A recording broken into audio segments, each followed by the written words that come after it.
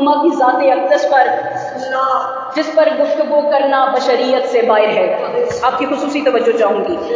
اس شہزادی کی حقیقت کو بیان کرنے کے لیے کوئی بشر لب کھول ہی نہیں سکتا۔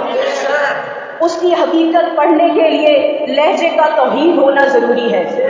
لہجہ توحید کا ہو، لفظ قرآن کے ہو، زبان رسول کی ہو، پھر کوئی بتائے کہ بطول کسے کہتے ہیں۔ بی بی کی شان پہ آواز بلند صلوات۔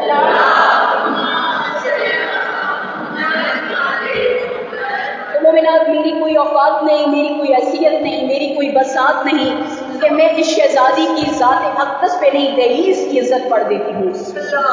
اور اللہ قرآن پاک میں ارشاد فرما رہا ہے، اللہ قسم کھا رہا ہے، بندہ نہیں کھا رہا، عبد نہیں کھا رہا، معبود کھا رہا ہے۔ قسم وہ کھا رہا ہے جسے قسم کھانے کی ضرورت نہیں ہے۔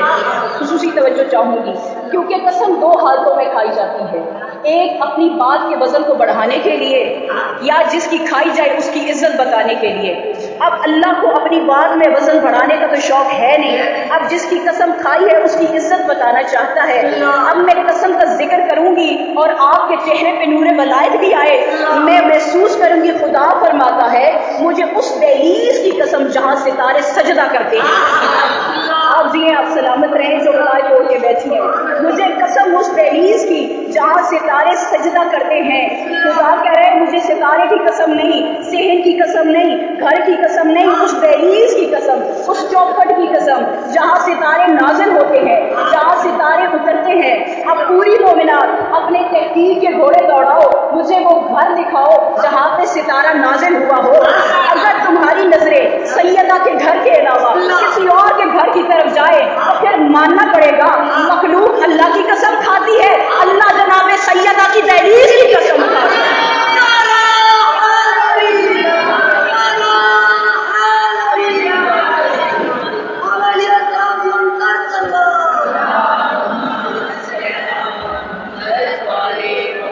ماشاءاللہ، مولا سلامت رکھے، اس گرمی میں مولا بی بی آپ کو اجر عظیم عطا فرمائے۔ مومنات، دیری میں عقیدہ نہیں سنا جائے گا تو پھر کہاں سنا جائے گا، کیونکہ میں ممبر پر خالصتاً عقیدہ پڑھنے کی عادی ہوں۔ اب خالصتاً عقیدہ پڑھنے لگی ہوں، آپ کے چہرے کی زیارت بھی کروں گی۔ عرض کرتی ہوں کہ عرش خدا سے افضل ہے دہلیز فاطمہ۔ اب کوئی مومنہ یہ سوچے کہ میں نے جملہ بڑی جلدی میں کہا ہے، میں اپنی بات کو پھر دہراؤں گی کہ عرش خدا سے افضل ہے دہلیز فاطمہ۔ اب کوئی مومنہ سوچے کہ یہ کیسی بات کی ہے، تو یہاں فرق بتا کے جاؤں گی کہ اللہ کے عرش میں اور بی بی کی دہلیز میں فرق کیا ہے۔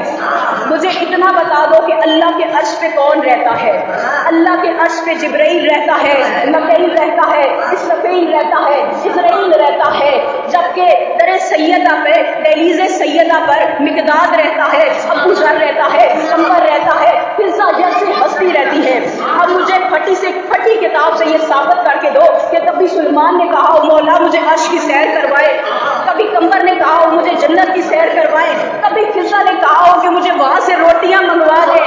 ارے ادھر والے ادھر نہیں جاتے، لیکن ادھر والے کبھی فقیر بن کر، کبھی یتیم بن کر، کبھی اسیر بن کر آتے ہیں۔